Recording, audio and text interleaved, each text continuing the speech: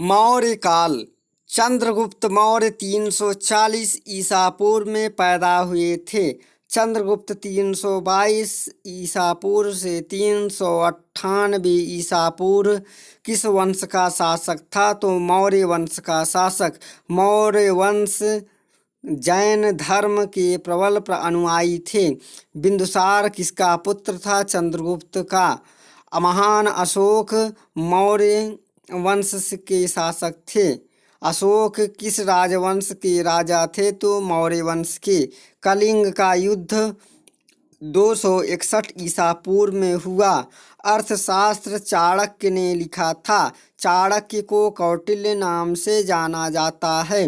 चट्टानों को काट कर बनाई गई सबसे पुरानी वास्तुकला बिहार में पाई जाती है।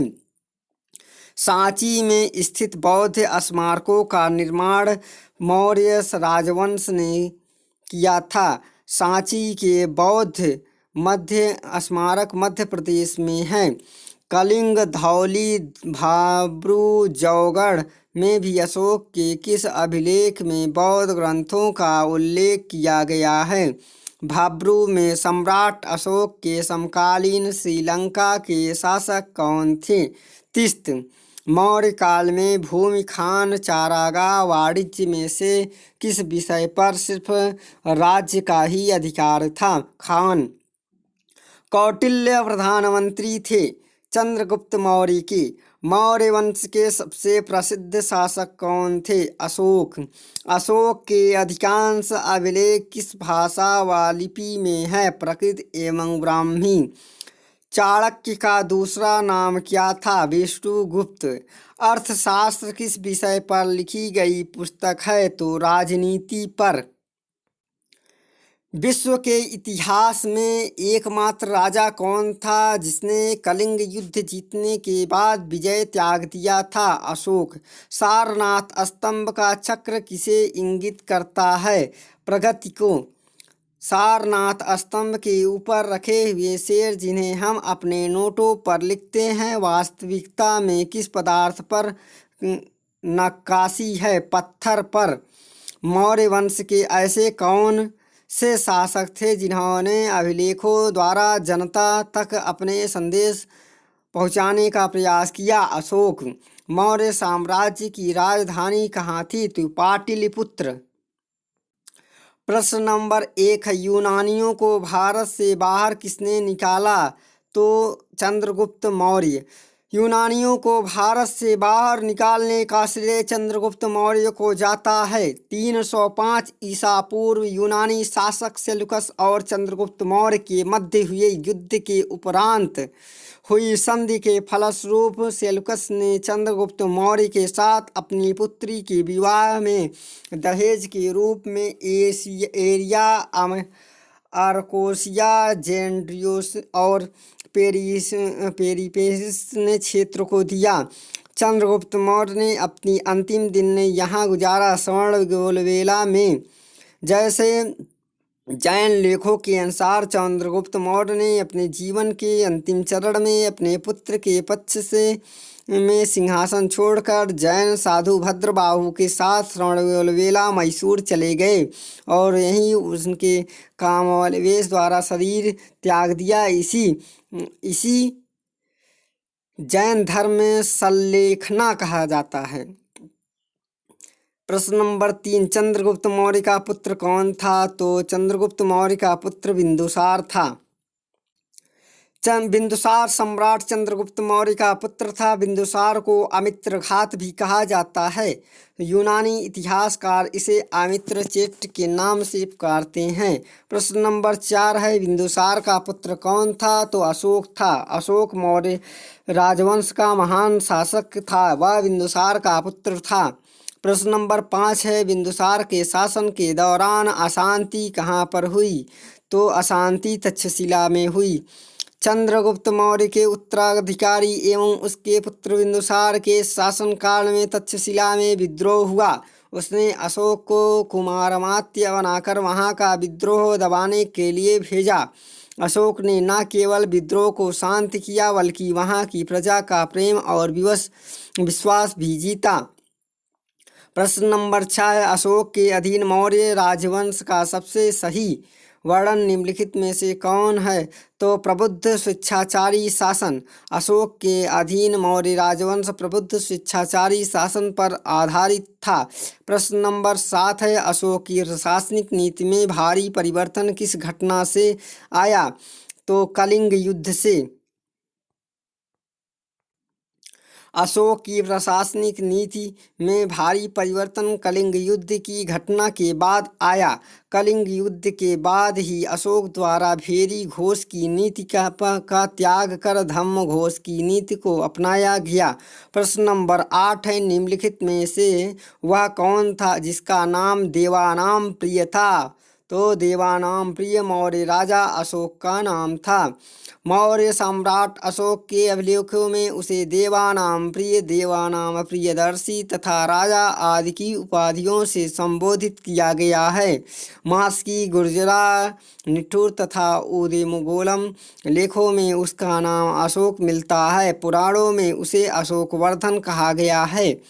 प्रश्न नंबर 9 देवानाम्प्री के नाम से कौन विख्यात है? तो अशोक विख्यात है। प्रश्न नंबर 10 निम्नलिखित में से किसकी जानकारी अशोक के शिलालेखों से मिलती है?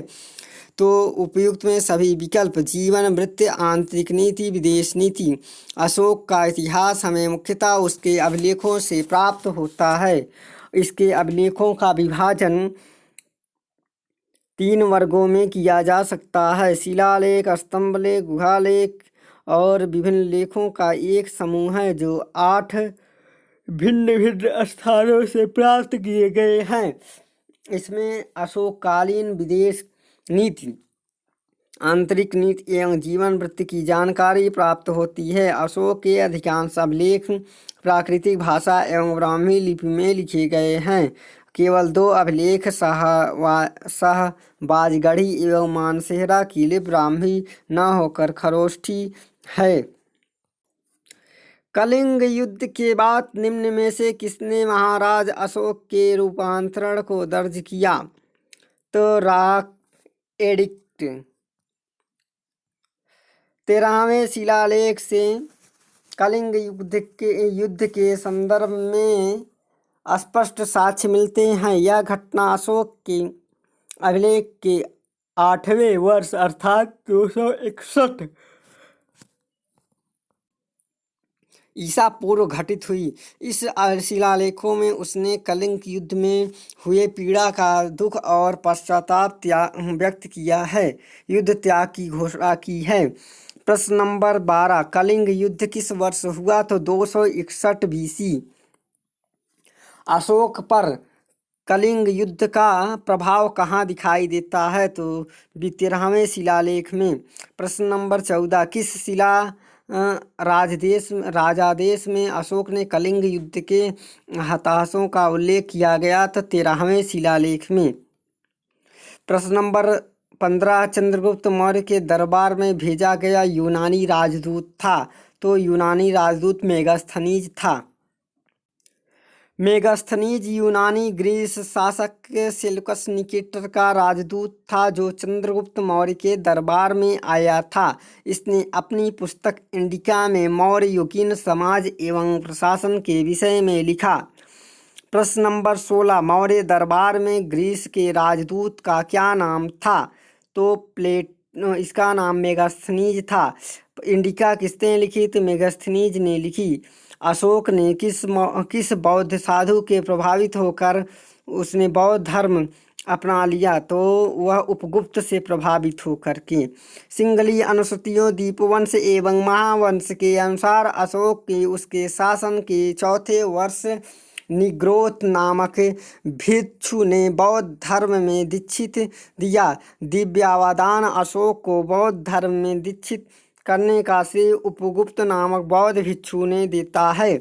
प्रश्न नंबर 19 है चंद्रगुप्त मौर्य का प्रसिद्ध गुरु चाणक्य निम्नलिखित में से किस विद्या केंद्र के लिए संबंधित है?